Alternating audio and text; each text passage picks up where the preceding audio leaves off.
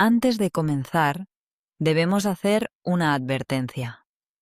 La historia que vas a escuchar no pertenece a la doctrina tradicional del cristianismo. Tampoco representa las creencias de todos los grupos gnósticos de la antigüedad.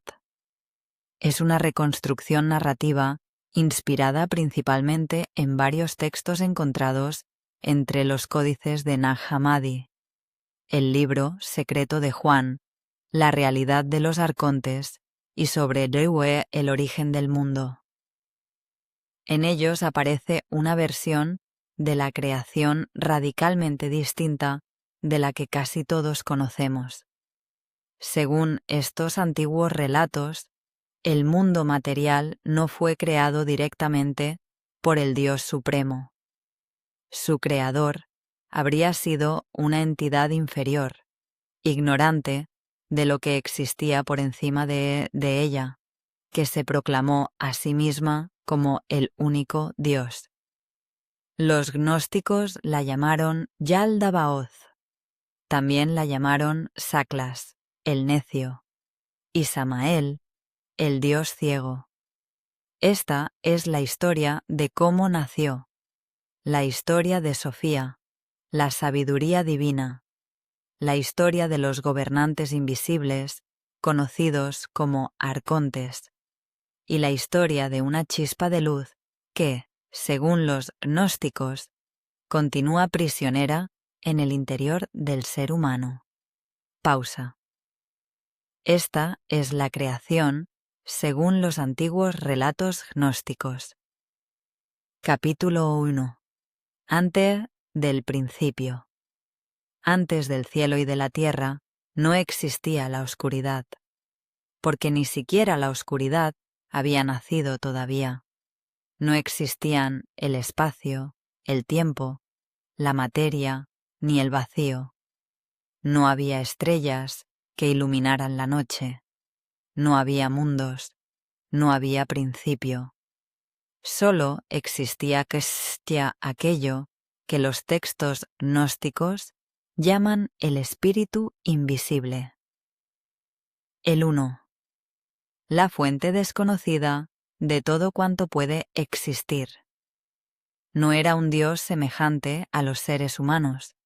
No poseía rostro, cuerpo, nombre ni forma. Nada podía contenerlo y ninguna palabra podía definirlo. No era grande, porque ser grande significaría que podía compararse con algo pequeño. No era luminoso, porque su existencia se encontraba más allá de la diferencia entre la luz y la oscuridad. No estaba vivo como están vivos los seres, porque Él era la raíz de toda vida. Era eterno, perfecto e incomprensible. No gobernaba desde un trono ni exigía obediencia. Simplemente era. En la inmensidad de su propia contemplación, el espíritu invisible se reconoció a sí mismo, y de aquel primer pensamiento surgió una presencia, una emanación de su perfección, la primera forma de conciencia nacida de la fuente. Su nombre era Barbelo. Barbelo era el pensamiento primordial, la matriz de todo cuanto llegaría a existir y la imagen perfecta del espíritu invisible. Era llamada madre y padre al mismo tiempo. Era el seno de la totalidad. La primera luz, el silencio anterior a todas las palabras.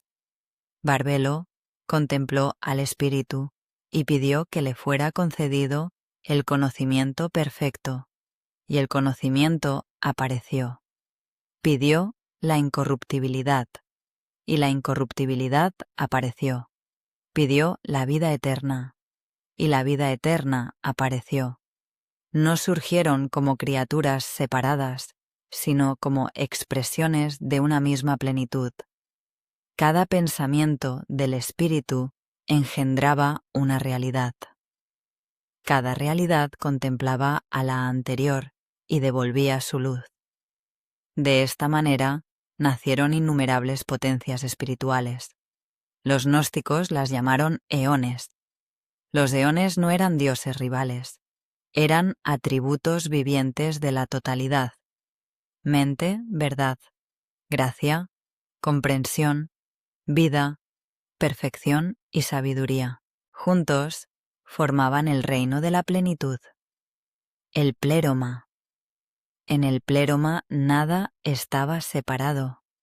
Cada ser conocía su origen, cada luz reconocía la fuente de la que procedía. No existían el miedo, la muerte, el deseo ni el sufrimiento, porque nada podía perderse y nada estaba incompleto. Todo permanecía unido al espíritu invisible. Entre aquellos eones se encontraba una presencia cuyo nombre cambiaría para siempre el destino de la creación.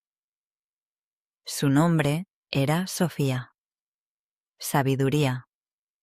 Sofía era una emanación luminosa, nacida en las regiones más profundas del pléroma. Contemplaba la perfección de los eones que la precedían y deseaba conocer la raíz de la que todos procedían. Pero la fuente era incognoscible. Incluso los eones más elevados solo podían percibir su luz a través de sucesivas emanaciones. Cuanto más se aproximaba el pensamiento a la fuente, más imposible resultaba definirla. Sofía, sin embargo, sintió un deseo. Quiso comprender por sí misma el misterio del espíritu invisible. Quiso producir algo nacido únicamente de su propio poder, sin la cooperación de su complemento, sin el consentimiento de la totalidad. En el pléroma, todo era engendrado mediante armonía. Cada eón actuaba en unión con otro, reflejando el equilibrio perfecto de la fuente. Pero Sofía quiso crear sola. No lo hizo por maldad. No buscaba destruir el orden. Su error nació de un deseo de conocimiento y de una voluntad impaciente. Quiso alcanzar lo que no podía alcanzarse, y al hacerlo, produjo algo que no reflejaba la perfección del mundo superior.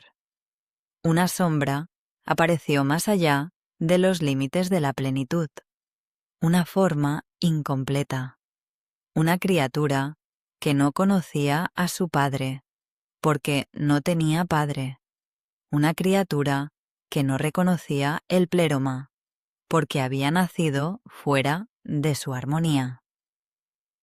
Cuando Sofía vio lo que había engendrado, quedó horrorizada.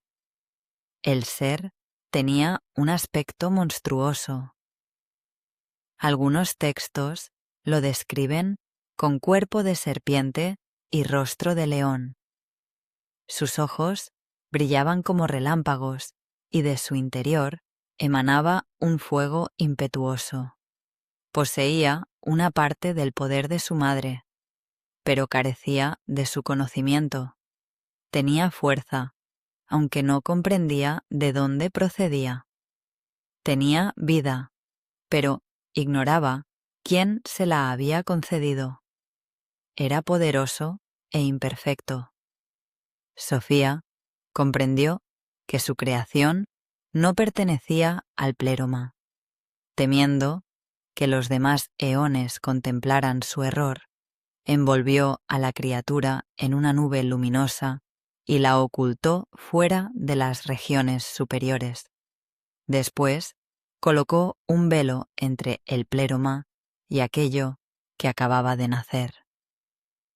Al otro lado del velo se extendía una región sin forma, una inmensidad vacía que todavía no era un universo. Allí quedó abandonada la criatura, sola, rodeada únicamente por el reflejo de la luz que había robado inconscientemente a su madre. Sofía la llamó Yaldabaoth. Yaldabaoth abrió los ojos. No vio a Sofía, no vio el pléroma, no vio al espíritu invisible. Solo contempló el vacío y creyó que estaba solo. Capítulo 2. El nacimiento del Dios ciego. Yaldabaoth avanzó por la oscuridad sin comprender de dónde había surgido. Dentro de él ardía una fuerza que no le pertenecía. Era una parte de la luz de Sofía, transmitida durante su nacimiento. Pero Yaldabaoth confundió aquella energía con su propia naturaleza. No podía ver lo que existía por encima del velo. No sabía que una realidad perfecta lo precedía. Como no encontraba ningún ser anterior a él, llegó a una conclusión. Él debía de ser el primero. Él debía de ser el origen. Él debía de ser Dios. Yaldabaoth observó el fuego luminoso que brotaba de su interior y comenzó a utilizarlo. Creó regiones donde antes Takares solo había vacío. Levantó cielos, separó espacios, modeló tronos y dominios. Después, produjo seres semejantes a él. Potencias destinadas a gobernar cada una de las regiones que acababa de construir. Estos seres fueron conocidos como los arcontes, los gobernantes. Cada arconte recibió autoridad sobre una parte del nuevo universo. Unos dominarían los cielos, otros controlarían los astros y los movimientos del tiempo, otros influirían sobre las pasiones, el miedo, la violencia, la envidia y el deseo. Yaldabaoth les concedió nombres y poderes. Les entregó una parte de su fuego. Después se colocó por encima de todos ellos. Los arcontes contemplaron a su creador y lo reconocieron como padre. No podían ver más allá de él. Eran tan ignorantes de la realidad superior como la entidad que los había engendrado.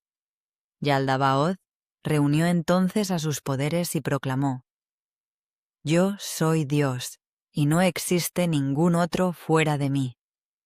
Su voz atravesó los cielos inferiores.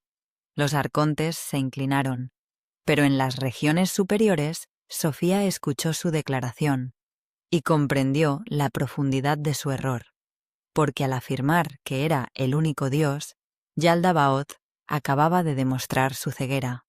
Si hubiera conocido al espíritu invisible, jamás habría pronunciado aquellas palabras. Si hubiera comprendido su propio origen, habría reconocido que el poder que poseía procedía de su madre. Su arrogancia era hija de su ignorancia.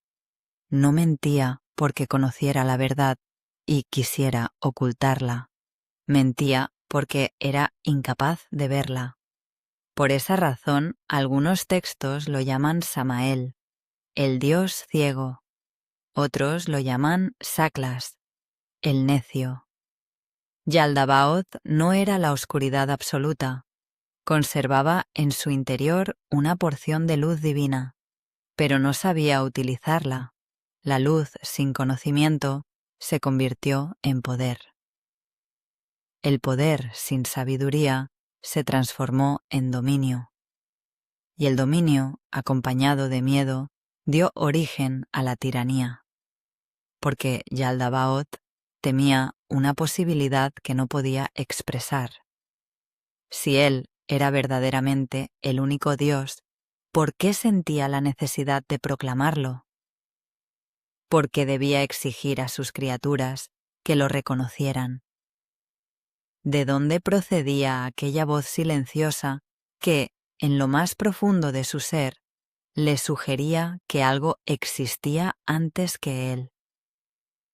Para acallar esa duda, construyó más cielos, creó más servidores, impuso más leyes y rodeó su universo con barreras destinadas a impedir que sus criaturas descubrieran lo que había más allá. Cada cielo fue entregado a un gobernante. Cada gobernante recibió potestad sobre los seres situados debajo. De esta manera nació una jerarquía que imitaba imperfectamente al pléroma. Yaldabaoth no podía contemplar el reino superior, pero conservaba en su interior un recuerdo deformado de su orden. Por eso trató de reproducirlo. Donde el pléroma tenía armonía, él creó jerarquía. Donde existía unidad, creó obediencia. Donde había conocimiento, impuso leyes. Donde la fuente ofrecía existencia, él exigió adoración. El universo inferior comenzó a tomar forma. Aparecieron las estrellas, los planetas iniciaron sus movimientos, nacieron el día y la noche. El tiempo comenzó a avanzar. Y con el tiempo apareció la posibilidad de la decadencia. Todo cuanto nacía dentro de aquel mundo estaba condenado a cambiar. Todo cuanto adquiría una forma podía perderla. Todo cuanto comenzaba a vivir podía morir. Yaldabaoth contempló su creación y quedó satisfecho. No sabía que cada uno de sus cielos era apenas una imitación de una realidad superior. Creyó que había creado la totalidad, pero solo había organizado la sombra. Capítulo 3. El arconte que miró hacia arriba.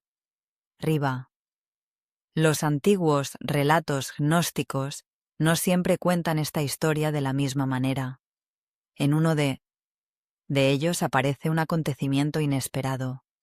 No todos los hijos de Yaldabaoth permanecieron sometidos a su ignorancia.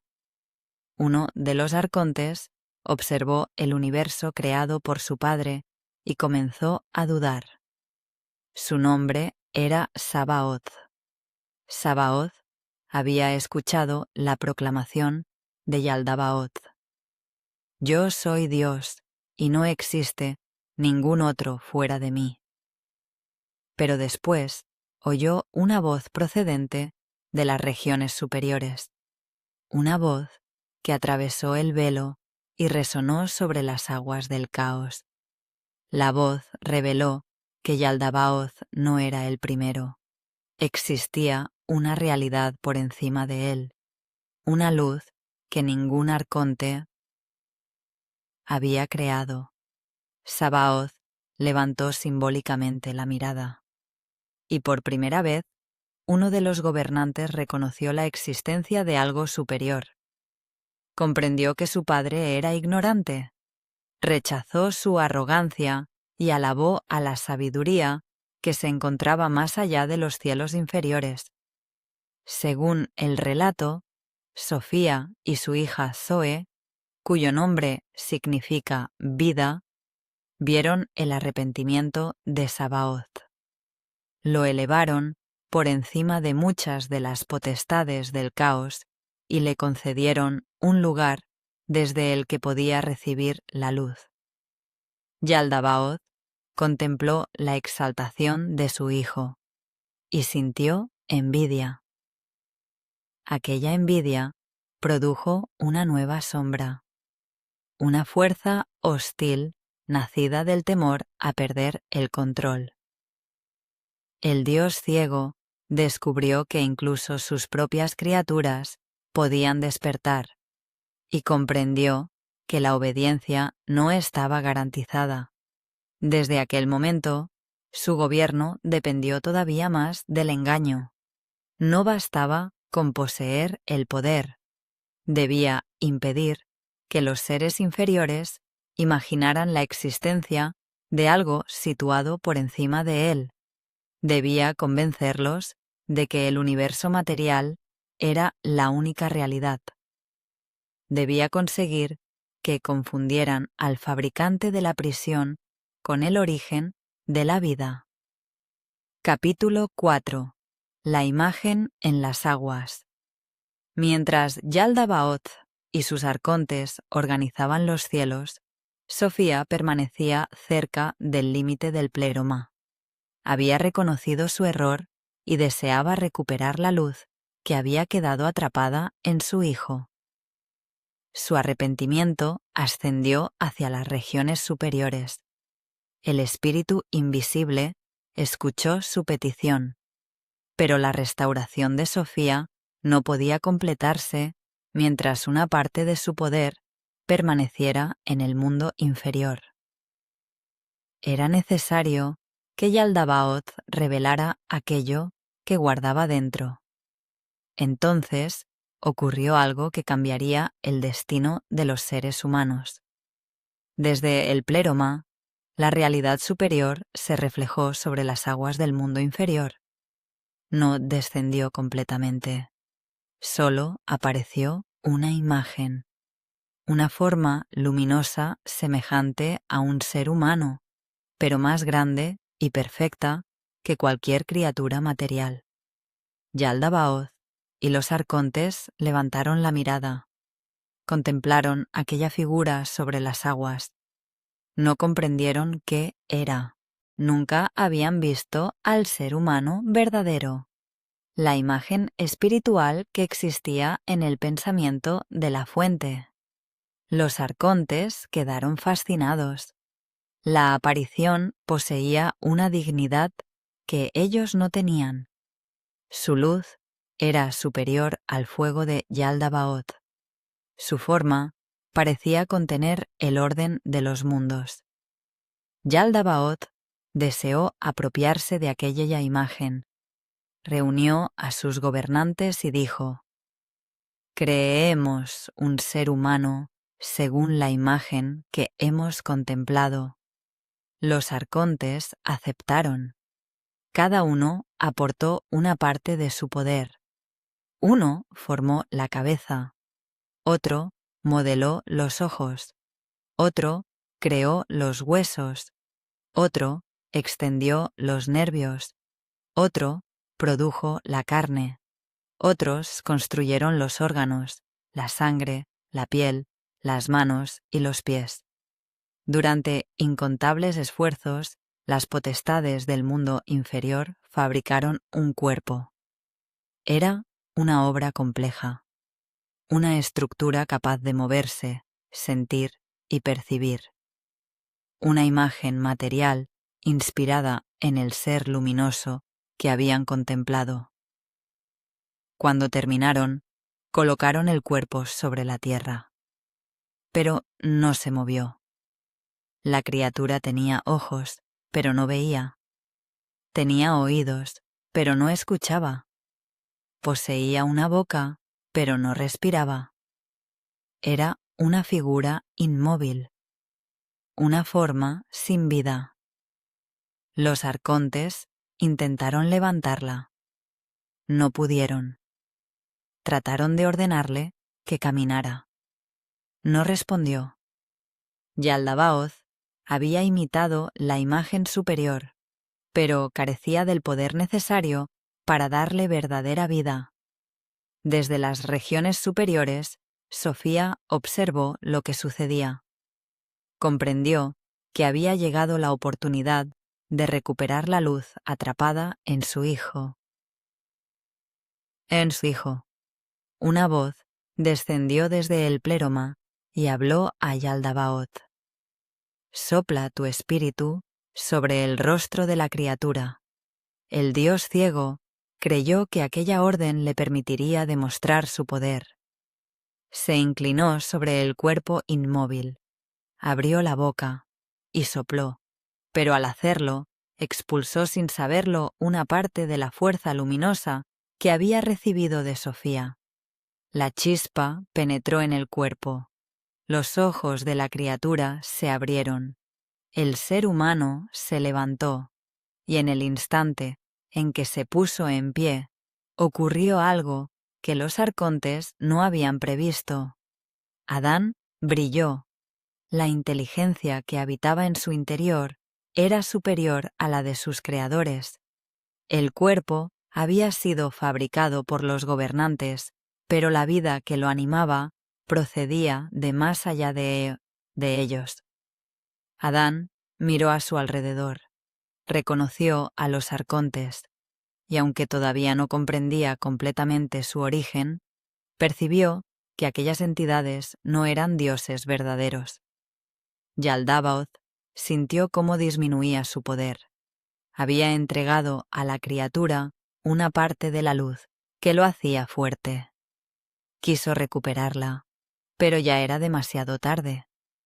La chispa estaba dentro del ser humano. Los arcontes comenzaron a temer a su propia creación. Habían construido un cuerpo destinado a servirlos. Pero dentro de aquel cuerpo había despertado algo que no podían controlar. Capítulo 5. La prisión de carne. Yaldabaoth contempló a Adán con envidia. La criatura material poseía una inteligencia que procedía del mundo superior. Si llegaba a comprender quién era, podría liberarse de la autoridad de los arcontes. Los gobernantes decidieron debilitarlo. Lo hicieron caer en un estado de inconsciencia, una especie de sueño profundo. Cuando Adán perdió el conocimiento, los arcontes lo encerraron con mayor fuerza dentro de la materia. Los textos gnósticos describen este episodio utilizando símbolos diferentes. En algunos, los gobernantes forman un nuevo cuerpo alrededor de la chispa, una envoltura de carne pesada y mortal. En otros, introducen dentro del ser humano pasiones destinadas a mantener su mente ocupada: deseo, miedo, ira, placer, ansiedad, envidia y apego. No todas esas fuerzas eran necesariamente malas, pero podían convertirse en cadenas cuando el ser humano olvidaba su naturaleza. El hambre lo obligaría a buscar alimento. El cansancio lo sometería al sueño. El deseo lo arrastraría hacia aquello que no poseía. El miedo lo haría proteger el cuerpo por encima de cualquier otra cosa. El dolor le enseñaría a obedecer, y la muerte cubriría todos sus pensamientos con una sombra. Los arcontes creían que, manteniendo a Adán ocupado con las necesidades de la materia, jamás buscaría su origen. Le concederían placeres breves y sufrimientos constantes. Harían que persiguiera riquezas, dominio y reconocimiento. Lo convencerían de que su cuerpo era la totalidad de su ser.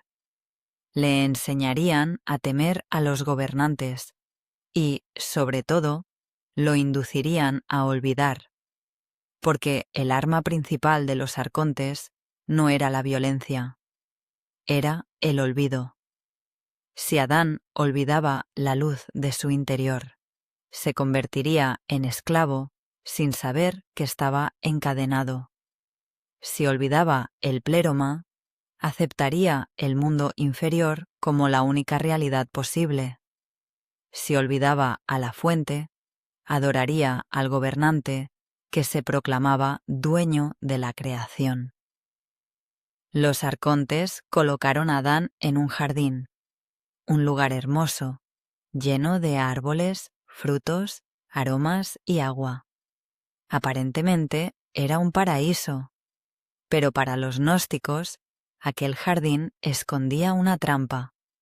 Los gobernantes dijeron al ser humano que podía alimentarse de sus árboles. Le ofrecieron placeres destinados a mantener su atención en el cuerpo. En el centro del jardín se encontraba, sin embargo, un conocimiento peligroso, un árbol que podía despertar la inteligencia. Yaldabaoth ordenó a Adán que no comiera de él. Le advirtió que, si lo hacía, moriría. Pero, ¿por qué un Dios creador temería que su criatura adquiriese conocimiento? ¿Por qué prohibiría precisamente aquello que podía abrirle los ojos? La respuesta gnóstica era inquietante. Yaldabaoth no quería proteger a Adán, quería mantenerlo ignorante. Capítulo 6. Eva, la vida que despierta. Los arcontes comprendieron que la chispa espiritual continuaba actuando dentro de Adán. No podían destruirla. Pertenecía a una realidad superior a la suya. Decidieron entonces separar su poder. Hicieron caer a Adán en otro sueño. Cuando quedó inmóvil, trataron de extraer de él la fuerza luminosa. La tradición, conocida por la mayoría, afirma que Eva fue creada de una costilla de Adán, pero algunos textos gnósticos reinterpretan el episodio. Lo que los gobernantes intentaron extraer no fue únicamente una parte de su cuerpo, era la inteligencia espiritual que habitaba en su interior. La presencia luminosa se apartó de Adán y apareció ante él bajo una forma femenina. Era Eva, la vida, la madre de los vivientes. Cuando Adán despertó y la contempló, reconoció en ella algo que había perdido. No vio a una criatura inferior. Vio un reflejo de la luz. Eva se acercó a él y su voz lo despertó. Adán, levántate. Al escucharla, el ser humano abrió los ojos con una nueva comprensión. Los arcontes observaron a Eva y quedaron perturbados. Habían intentado apoderarse de la luz, pero ésta había adoptado una forma que no podían dominar. En algunos relatos, los gobernantes fueron impulsados por el deseo y trataron de someterla. Pero la Eva espiritual escapó de ellos. Ellos solo pudieron apoderarse de una imagen material, una sombra. La verdadera presencia luminosa permaneció fuera de su alcance. Eva conocía algo que Adán todavía había olvidado. Sabía que Yaldabaoth no era el Dios supremo. Sabía que el jardín no era la realidad definitiva. Sabía que la prohibición del conocimiento no había sido pronunciada para protegerlos. Había sido impuesta para mantenerlos sometidos. Entonces apareció la serpiente. Este es uno de los puntos más provocadores de las interpretaciones gnósticas. En la lectura tradicional, la serpiente es la engañadora que conduce a la humanidad hacia la caída, pero algunos relatos gnósticos modifican su función. La verdadera engañadora no sería necesariamente la criatura que ofrece conocimiento. El engaño comenzaría con el gobernante que prohíbe alcanzarlo. En ciertas versiones, una inteligencia superior utiliza a la serpiente como instrumento. En otras, el símbolo se vuelve más ambiguo y aparecen poderes enfrentados que intentan influir sobre los primeros seres humanos, pero la idea esencial permanece. El conocimiento abre los ojos. Eva se acercó al árbol, contempló su fruto, comprendió que no producía una muerte inmediata. Lo tomó, comió. Después lo entregó a Adán. Cuando ambos probaron el fruto, sus ojos se abrieron. No se convirtieron en dioses omnipotentes, pero percibieron su situación. vieron la fragilidad de sus cuerpos, descubrieron la vergüenza, comprendieron que estaban desnudos y, por encima de todo, reconocieron la diferencia entre la luz de su interior y el mundo que los rodeaba. El conocimiento no creó sus cadenas, les permitió verlas.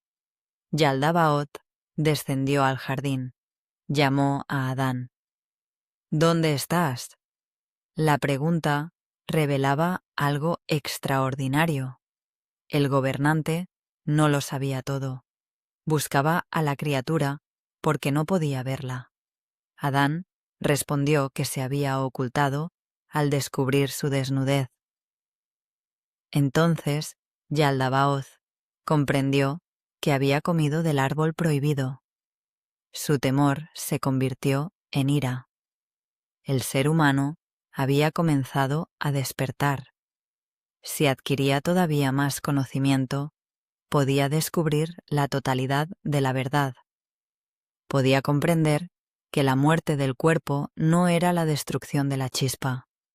Podía reconocer que existía un camino de regreso. Yaldabaoth expulsó a Adán y a Eva del jardín.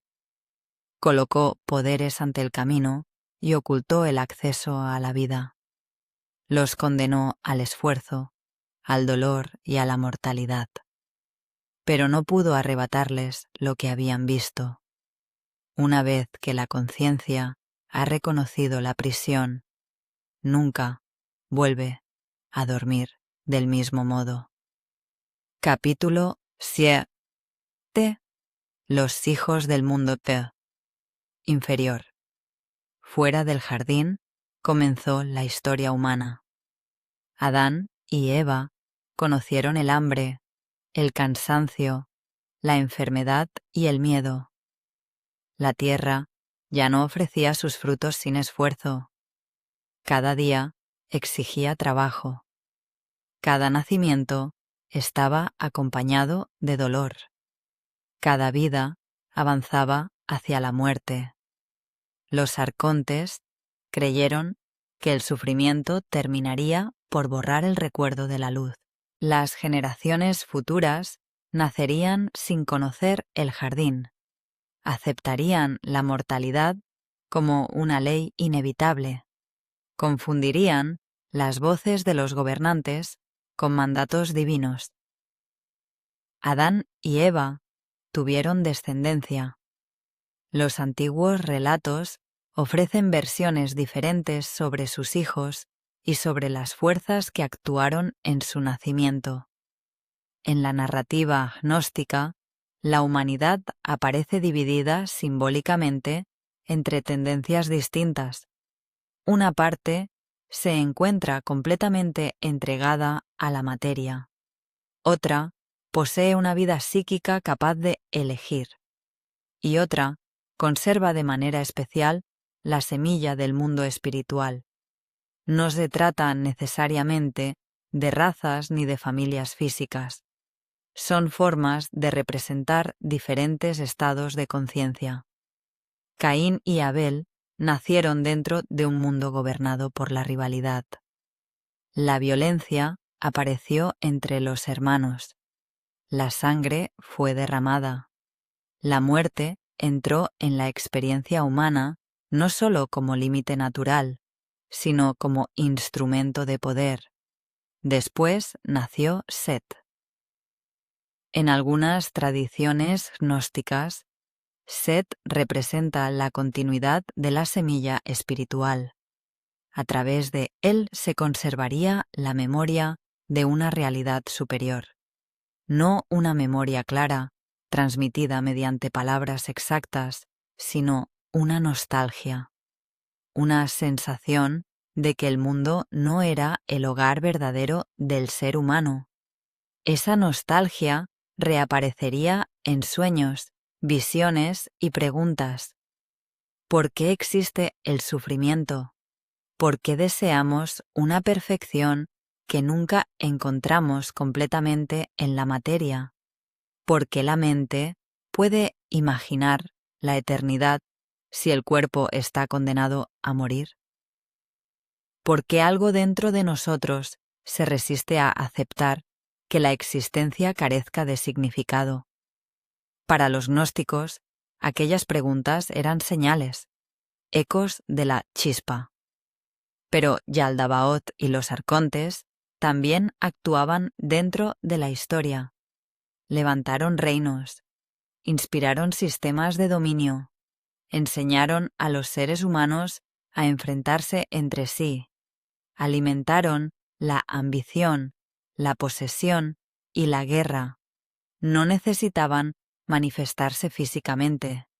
Podían gobernar mediante las estructuras creadas por el miedo. Cada vez que un ser humano deseaba dominar completamente a otro, repetía el modelo de Yaldabaoth.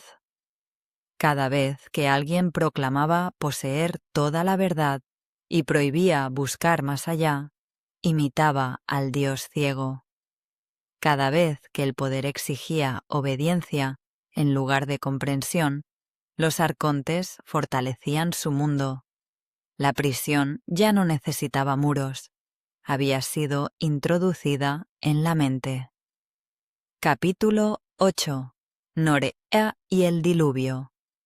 Entre los descendientes de Adán aparece, en algunos textos, una figura misteriosa. Su nombre era Norea. En ciertas tradiciones era considerada hija de Eva, en otras, hermana o esposa de Set. Su historia representa la resistencia de la chispa espiritual frente a los gobernantes. Norea contemplaba el mundo y no aceptaba la autoridad de los arcontes. Percibía que sus leyes no procedían de la fuente suprema. Cuando los gobernantes intentaron acercarse a ella, Norea los rechazó. Les recordó que no pertenecía a su mundo. Su verdadera raíz estaba en las regiones superiores. Los arcontes respondieron con amenazas, pero Norea pidió ayuda. Su llamada atravesó los cielos. Entonces descendió el Eleth, uno de los grandes seres luminosos vinculados al pleroma. Su aparición hizo retroceder a los gobernantes. El Eleth reveló a Norea el origen de las potestades. Le explicó el error de Sofía. Le habló de Yaldabaoth y de la luz atrapada en la humanidad. Le aseguró que los poderes del caos no gobernarían para siempre. Llegaría un momento en que su autoridad sería destruida. El conocimiento de Norea simbolizaba aquello que Yaldabaoth más temía, la transmisión de la verdad. Mientras una sola persona recordara el origen de los arcontes, su proclamación podía ser cuestionada. Mientras alguien supiera que existía una realidad superior, el mundo material no podría presentarse como absoluto. Los gobernantes observaron el crecimiento de la humanidad y comenzaron a inquietarse. La chispa se multiplicaba. Cada nueva vida podía convertirse en un recipiente de conocimiento. Los seres humanos seguían siendo violentos, temerosos y fáciles de engañar. Pero algunos comenzaban a mirar hacia arriba. Los arcontes decidieron borrar a la humanidad. Provocaron una gran destrucción mediante las aguas. El diluvio aparece reinterpretado en varios relatos gnósticos. En lugar de ser únicamente un castigo justo del Dios Supremo, podía entenderse como un intento de los gobernantes por eliminar la semilla espiritual. Una revelación advirtió a Noé. Se le ordenó construir un arca para preservar la vida. Pero la historia de Norea añade otro episodio. Al contemplar el arca, Norea comprendió que algo no estaba completo. En algunas versiones se acercó a ella y la incendió. No quería someterse al plan de los gobernantes. Después, pidió auxilio a la realidad superior y fue protegida. Las versiones difieren, pero el mensaje permanece. La chispa no podía ser destruida mediante agua, fuego ni violencia. El cuerpo podía morir. Las civilizaciones podían desaparecer. Los nombres podían ser olvidados. Pero la luz procedía de un lugar al que los arcontes no tenían acceso. Después del diluvio, el mundo comenzó de nuevo. Yaldabaoth creyó haber recuperado el control, pero la memoria continuó viajando de generación en generación, oculta en mitos, escondida en símbolos, pronunciada en secreto por maestros y comunidades que buscaban una verdad situada más allá de las apariencias. Capítulo 9. El destino y la falsa necesidad. Los arcontes comprendieron que no podían gobernar únicamente mediante reyes, leyes y amenazas. Los seres humanos seguían conservando una capacidad peligrosa. Podían elegir. Podían preguntarse por qué. Podían rechazar el orden establecido. Para limitar esa libertad, los gobernantes construyeron lo que algunos textos denominan destino. Una red invisible vinculada a los movimientos de los cielos, los planetas y las potestades. Cada arconte gobernaba una región. Cada región ejercía influencia sobre el mundo inferior. Las circunstancias del nacimiento, las inclinaciones del cuerpo, las pasiones y los temores parecían encerrar al ser humano dentro de un camino predeterminado. El destino decía: eres únicamente lo que te ha ocurrido. Eres tu cuerpo. Eres tus deseos. Eres tus heridas. Eres el nombre que otros te han dado. Eres el lugar donde naciste. Eres la función que desempeñas dentro del mundo. No puedes cambiar. No puedes despertar. No existe nada fuera de este orden. Pero la chispa interior contradecía aquella voz.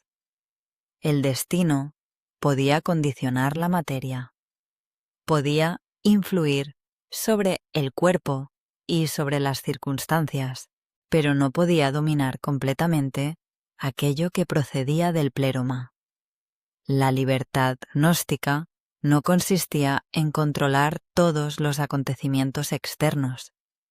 Consistía en dejar de identificarse completamente con ellos. El ser humano que ignoraba su origen permanecía sometido al destino. Reaccionaba de manera automática. Deseaba lo que el mundo le enseñaba a desear. Temía lo que los gobernantes le ordenaban temer. Buscaba poder porque creía que el poder podía protegerlo de la muerte. Acumulaba posesiones para llenar un vacío que ninguna posesión material podía llenar. Competía con los demás porque había olvidado que la misma luz podía habitar en todos. Pero cuando comenzaba a recordar, la red se debilitaba. El conocimiento no destruía inmediatamente el dolor. No detenía el envejecimiento. No hacía desaparecer la muerte física. Transformaba la relación con esas realidades. La persona comprendía que ninguna de ellas definía la totalidad de su ser. Para los gnósticos, esa comprensión era el comienzo de la liberación. Capítulo 10. La voz que descendió 3 veces. La humanidad continuó viviendo bajo la autoridad de los gobernantes. Algunas personas buscaban la luz, otras se entregaban completamente al mundo. la mayoría avanzaba entre ambas posibilidades, atrapada entre el recuerdo y el olvido. Desde las regiones superiores, la providencia contempló a la chispa encarcelada.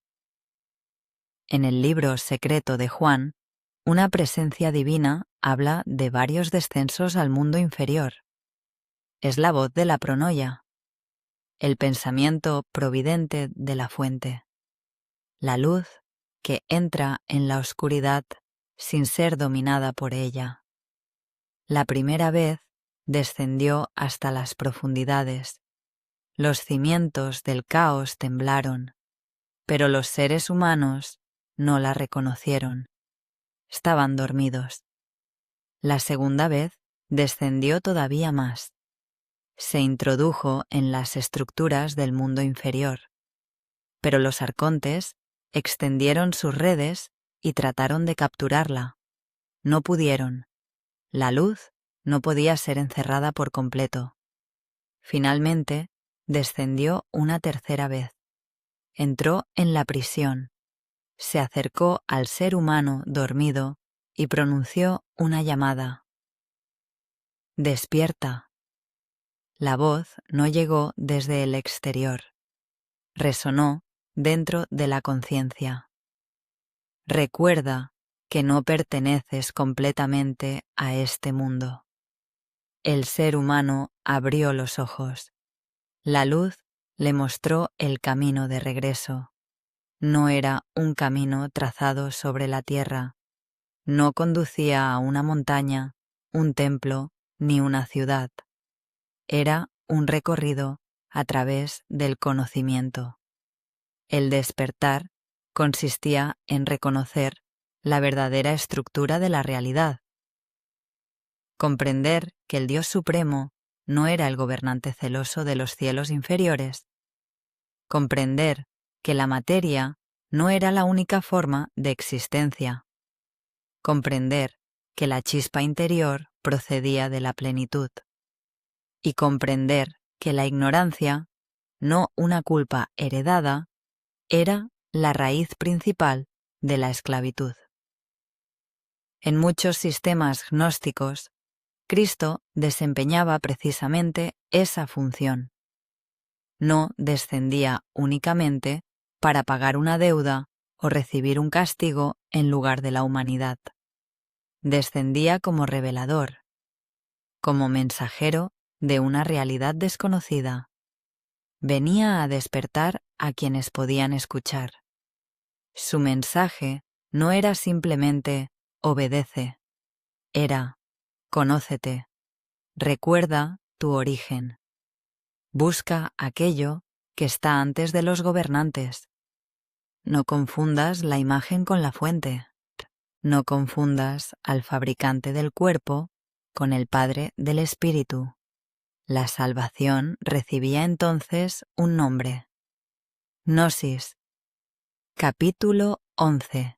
El significado de la gnosis.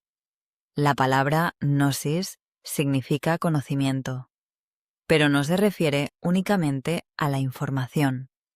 Una persona podía memorizar todos los nombres de los eones, conocer las jerarquías de los arcontes y repetir cada relato sobre Sofía sin haber alcanzado la gnosis. El conocimiento liberador debía ser interior. Era una experiencia de reconocimiento, como alguien que ha olvidado su rostro y de pronto se contempla en un espejo, como un prisionero nacido dentro de una cueva que ve por primera vez la luz exterior, como una persona que despierta de un sueño y comprende que los peligros que parecían absolutos pertenecían a otro nivel de realidad. La gnosis comenzaba con una pregunta. ¿Quién soy? No. ¿Qué nombre me dieron? No. ¿Qué oficio desempeño? No. ¿Qué posesiones tengo? No. ¿Qué posición ocupo ante los demás? Sino, ¿qué es aquello que observa todos esos cambios? El cuerpo se transforma desde el nacimiento hasta la vejez. Los pensamientos aparecen y desaparecen, las emociones cambian, las creencias pueden modificarse, los recuerdos se debilitan, pero algo permanece contemplando esas transformaciones. Los gnósticos dirigían su atención hacia ese testigo interior. Veían en él una señal de la chispa divina. El objetivo no era odiar necesariamente el mundo material, era dejar de confundirlo con la totalidad. La belleza podía contener un reflejo de la plenitud. El amor podía recordar la unidad perdida. La sabiduría podía atravesar la materia. Pero todo lo material era transitorio. Aferrarse a ello, como si fuera eterno, producía sufrimiento. Los arcontes dominaban mediante la identificación. Hacían que el ser humano dijera: soy mi miedo, soy mi deseo, soy mi fracaso, soy mi poder, soy mi cuerpo, soy superior a los demás, soy inferior a los demás. La gnosis respondía: todo eso forma parte de tu experiencia, pero no constituye tu origen más profundo. La chispa no podía comprarse. No dependía del rango social. No pertenecía exclusivamente a reyes, sacerdotes o sabios. Podía encontrarse oculta en cualquier persona. Por eso, el conocimiento era peligroso para los gobernantes. Un esclavo que reconoce su dignidad interior deja de aceptar que su amo posea autoridad absoluta sobre su ser. Una persona que pierde el miedo a la muerte resulta más difícil de controlar. Alguien que descubre la luz en los demás ya no necesita someterlos para sentirse completo. La gnosis deshacía la lógica de Yaldabaoth. El dios ciego decía: yo soy el único, adórame. La gnosis decía: la fuente está más allá de todos los nombres. El arconte decía: obedece porque tengo poder. La gnosis preguntaba: ¿de dónde procede realmente ese poder? El mundo decía: acumula, domina y vence antes de morir. La gnosis respondía: nada de lo que acumules podrá acompañar a la chispa en su regreso. Capítulo 12. El viaje, después de la muerte. Para muchos gnósticos, la muerte no garantizaba automáticamente la liberación. El cuerpo se disolvía, pero la conciencia podía permanecer atada a la ignorancia. Las pasiones, los deseos y las falsas identificaciones continuaban ejerciendo su fuerza. El alma debía atravesar simbólicamente las regiones gobernadas por los arcontes. Cada gobernante trataba de detenerla, le exigía señales, le recordaba sus temores, la acusaba, intentaba convencerla de que pertenecía a su dominio. Un alma ignorante podía quedar atrapada otra vez dentro del ciclo del mundo. Pero la persona que había alcanzado el conocimiento reconocía a los gobernantes. Sabía que su autoridad era limitada. Podía responder: no procedo de vosotros. Mi cuerpo fue formado dentro de vuestro mundo, pero la luz que me anima nació antes que vuestros cielos.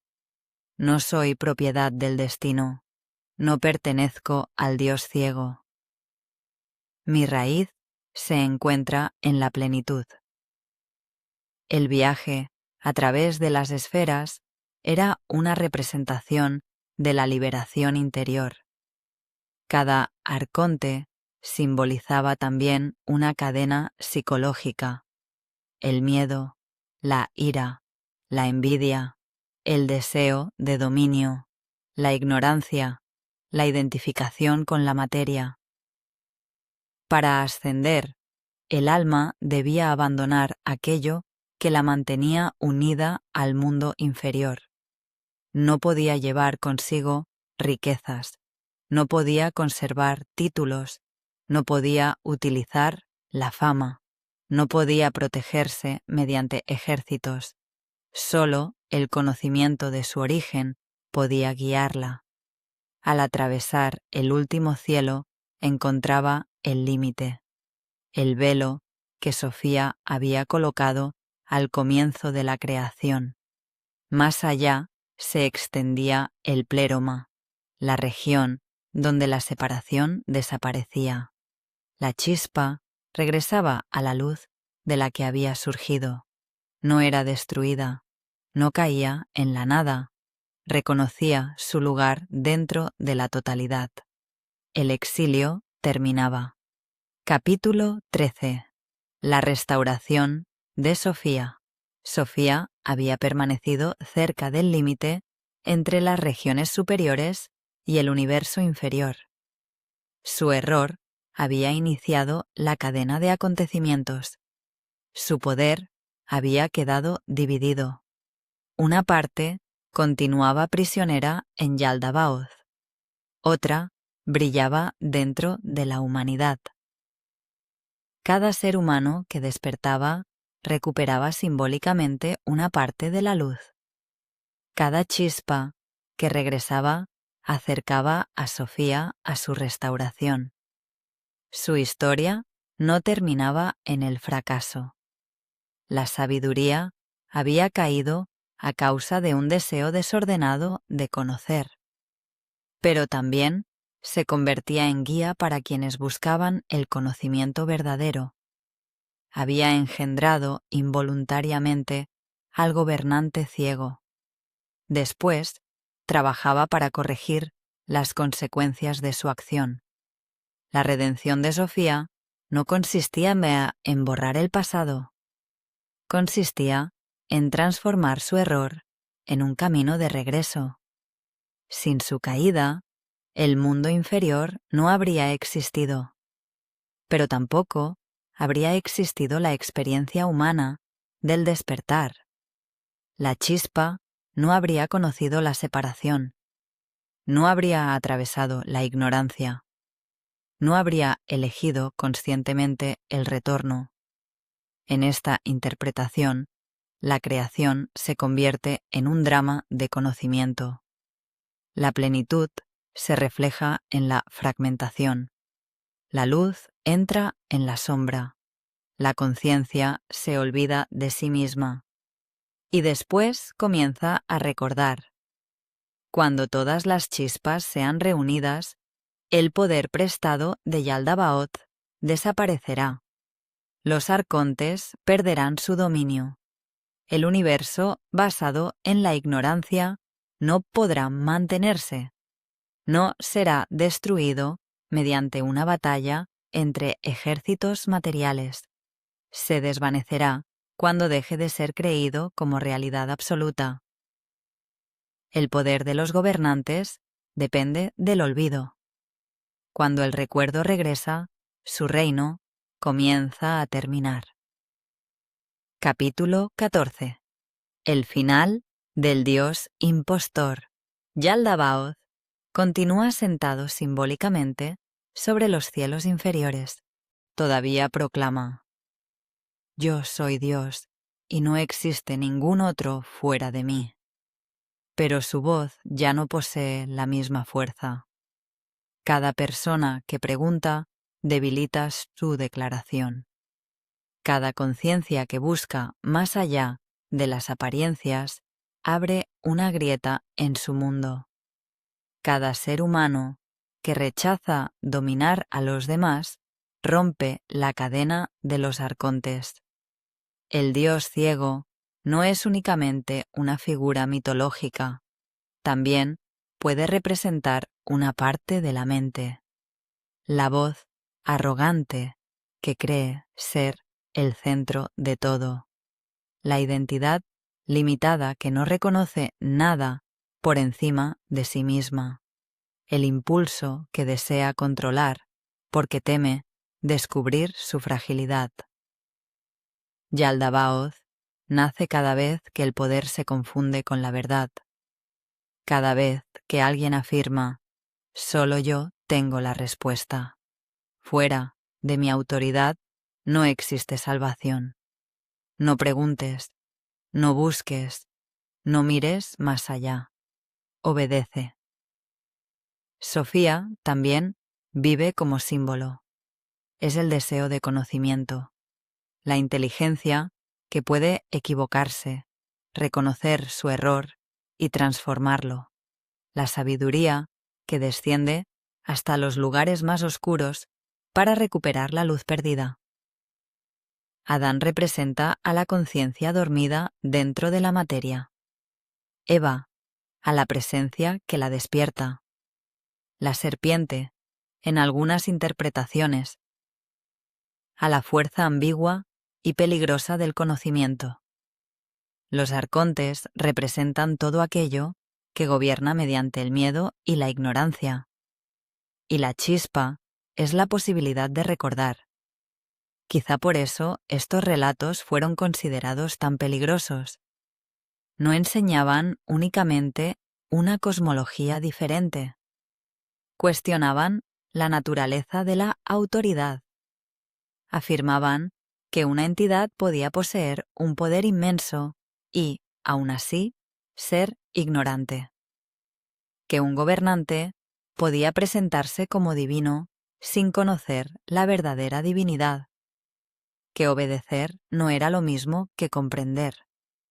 Y que la salvación no dependía únicamente de aceptar una doctrina externa.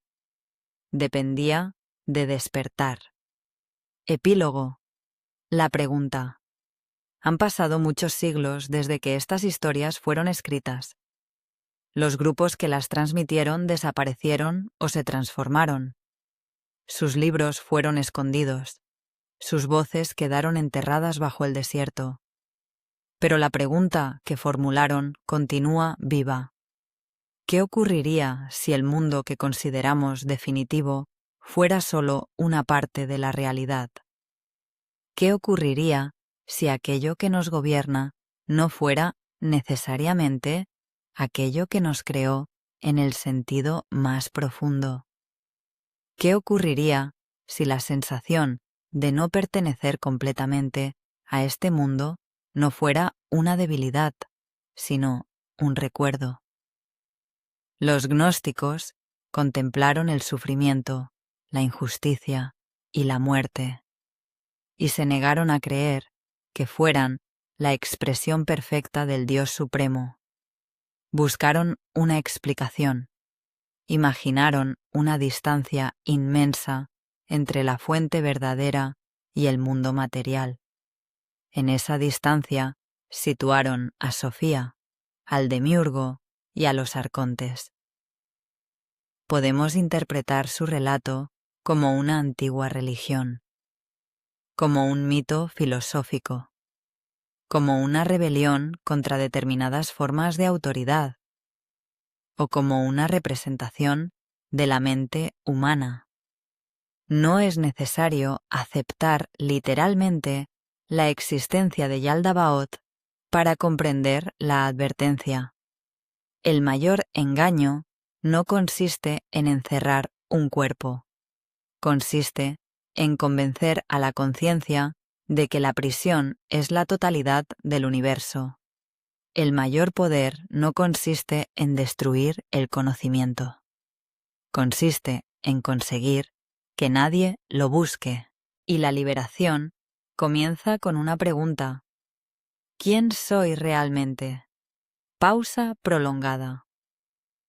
Según los antiguos gnósticos, dentro del ser humano existe algo que los gobernantes de este mundo no crearon. Una chispa anterior a las estrellas, una luz procedente de la plenitud. Puede permanecer dormida durante toda una vida. Puede quedar cubierta por el miedo, el deseo, la ambición y el olvido. pero no puede ser destruida. Espera, observa, y cuando escucha la llamada, recuerda. No eres únicamente el cuerpo que los arcontes modelaron. No eres únicamente el nombre que el mundo te entregó. No eres únicamente tus posesiones, tus errores o tus miedos. La prisión puede rodearte, pero la luz no pertenece a la prisión. Y en el momento en que comprendes esa diferencia, el poder del Dios ciego comienza a terminar. Esta fue la historia gnóstica de Sofía, Yaldabaoth y los arcontes. La historia de un creador que creyó ser el único Dios. La historia de una sabiduría caída que trató de recuperar su luz. Y la historia de la chispa divina que, según aquellos antiguos relatos, permanece oculta en cada ser humano. Quizá Yaldabaoth todavía gobierne el mundo, o quizá su verdadero reino se encuentre dentro de nosotros. La respuesta depende de una última pregunta. ¿Continuaremos dormidos o comenzaremos a recordar?